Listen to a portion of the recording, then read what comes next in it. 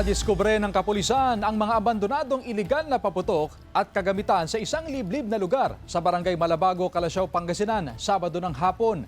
Natagpuan sa ilalim ng mangga ang 2 kahon ng dynamite firecrackers, 1 kahon ng sinturon ni Judas, kalahating kahon ng 5-star, 12 sako at 1 kahon ng mga firecracker cases at 1 plastic bag ng mga firecracker fuses. Nagkakahalaga ang mga ito ng 25,000 pesos. Wala umanong nakitang tao sa lugar at posibleng tumakas ng malaman na papunta ang otoridad. Ita-turn over naman ang mga nakuhang paputok sa Pangasinan Police Provincial Office.